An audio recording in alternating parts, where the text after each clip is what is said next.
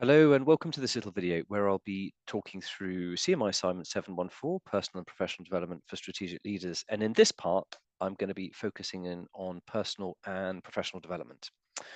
So, and the role of it in developing a strategic leader. I am just here in my living room with my ABBA loving builders just outside, so apologies for any background noise that comes through, and I hope it's not too distracting. So, assessment criteria 1.3 today. Critically appraise how engagement with personal and professional development impacts on strategic leadership. So again, we've got critically appraise, which means that we need to sort of challenge this a little bit and maybe ask some more reflective questions, particularly about things that may not have been quite so effective for us. And also, I think we just need to pull apart personal and professional development. Are we talking about the same things, or is there a difference? A little quote just to get started. So here we go. Bob Dylan, not always synonymous with strategic leadership, that's for sure, but I thought it was a really interesting quote. An artist has got to be careful never really to arrive at a place where he thinks he's at somewhere. You have to realize that you're constantly in a state of becoming. So that sort of thing about if you think that you've got it, if you've absolutely nailed it and you are there, you have arrived at your destination with being an artist, and I think being a leader or a coach or a developer of people, all much the same, then there are some risks associated with that.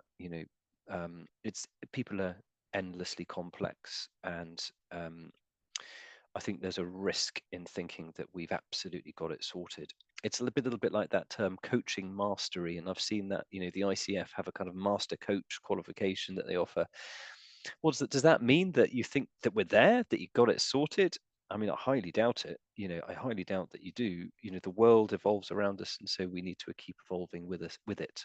So I think that this is quite a nice quote for leaders to think about, that we're never really there. We've never 100% nailed it, that it is about a constant process of development. So, personal and professional development, are they the same or are they a little bit different?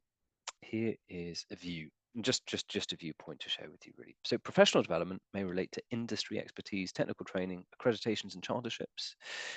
It's about currency and progression in our chosen career. So, I guess it's where we look at our technical, professional knowledge and skills that are directly related to our role.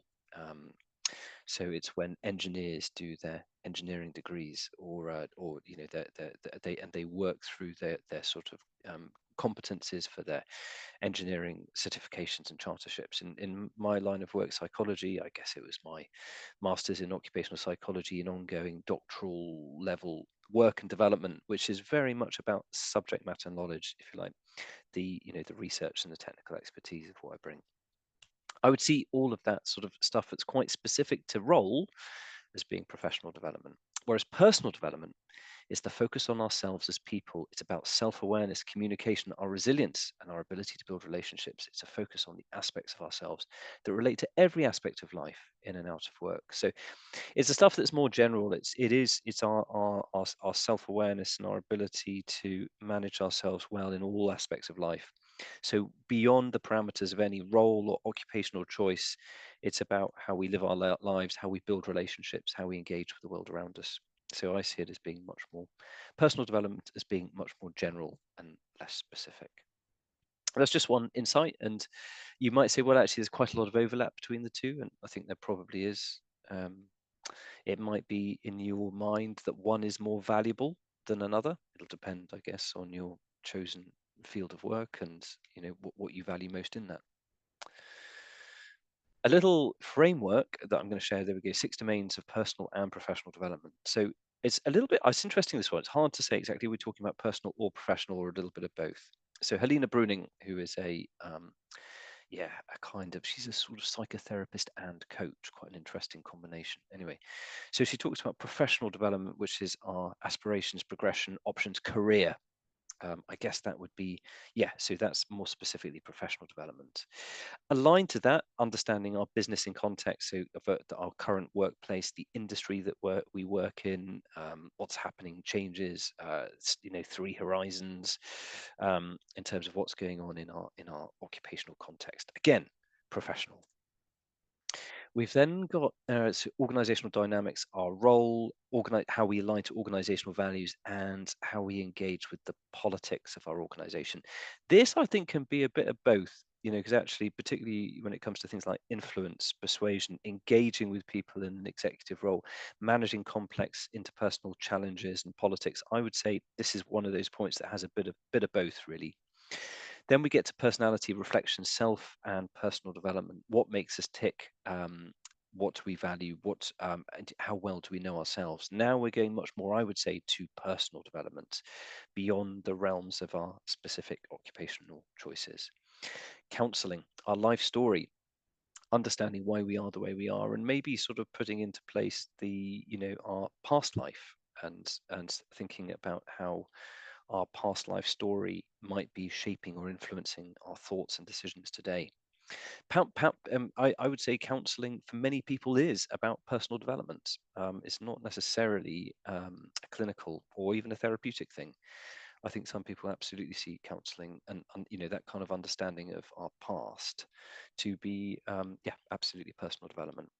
And then we're kind of back into our perhaps a bit of a combination of the two, our training, skills, competencies, and talents, which I guess depending on where our focus is, if those are kind of specific and occupational, that's going to be professional development. If it is more general and broad, communication, our ability to talk to groups, I might well be more personal development, or again, just a little bit of both, really. So I quite like this little framework in terms of where we may need to develop ourselves. And one thing that you can do if you think about yourself and where you are in your professional life at the moment, which of these areas do you think you would benefit most from?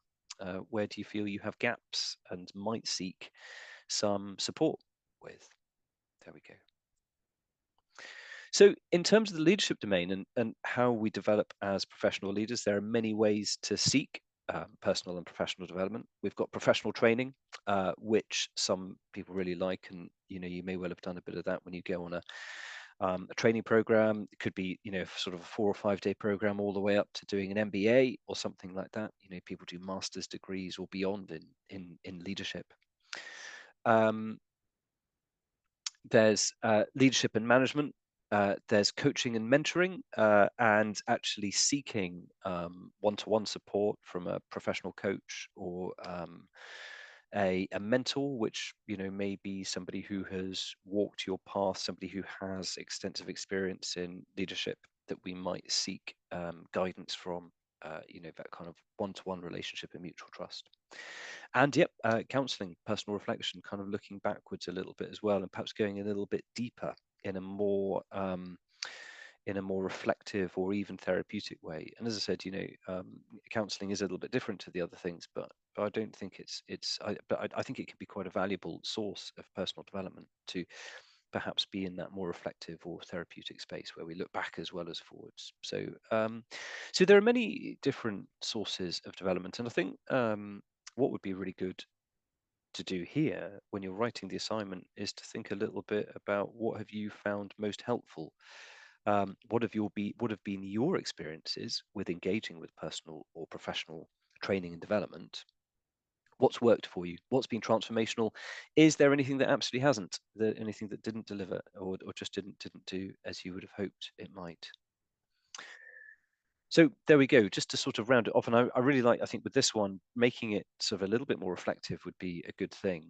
So, what personal and professional development have you engaged with so far? What benefits have you experienced in terms of your leadership development? Um, and the last question I think is quite important for the critical reflection aspect. Is there anything that you've tried that hasn't worked for you, or that hasn't you felt really helped you to evolve and develop in terms of your role as a strategic leader? There we go. So yeah, bringing it back to yourself and being a little bit reflective would be a really nice way to round this assignment off.